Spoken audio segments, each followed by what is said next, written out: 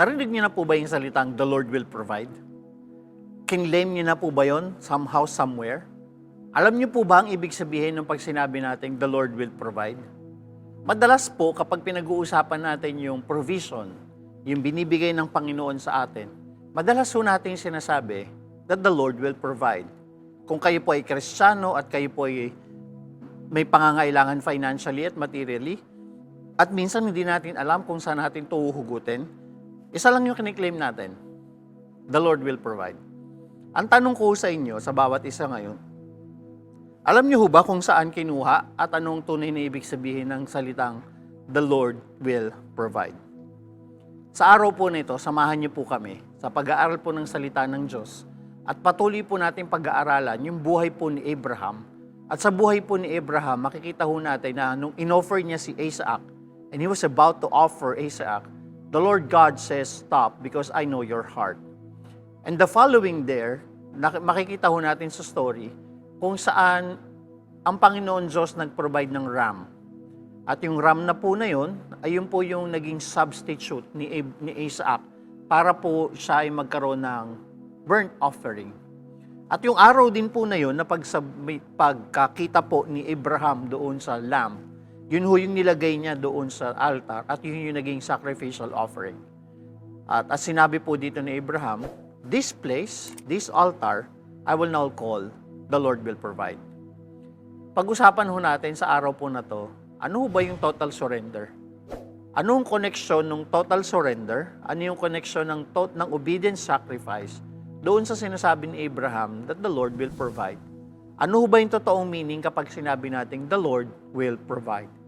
Sa storya po natin ngayon, mapag-uusapan po natin na yung provision ng Panginoong Diyos ay hindi lamang po ito yung basta nagbigay ang Panginoon.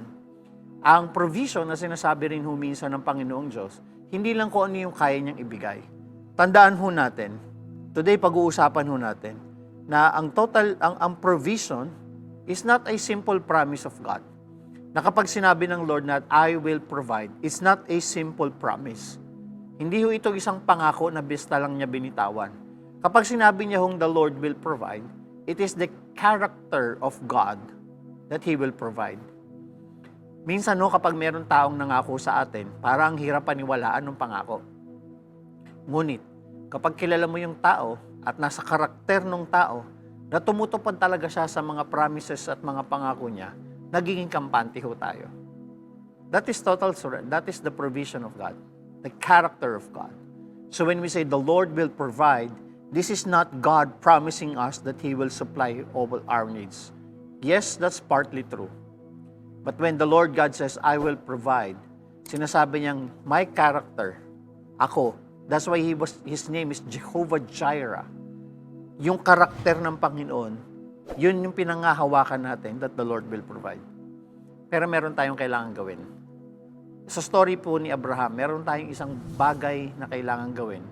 Dalawang bagay para makuha natin yung provision. Sumunod, sacrificial obedience at total surrender sa Panginoon. Paano yun? Paano yung total surrender? Paano yung sacrificial obedience?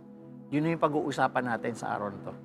Kaya samahan niyo ho kami dito po sa Global Fire TV at pag-usapan ho natin, ano ba yung the Lord will provide? Anong koneksyon ng obedience sacrifice? At ano ang koneksyon ng total surrender doon sa sinasabi nilang the Lord will provide? Once again, this is Pastor BJ Lopez ng City of God Christian Ministry dito po sa Canada. At welcome po at salamat sa pag-join niyo po dito sa Global Fire TV. Magandang hapon po. Good day to each and every one of you and have a blessed day.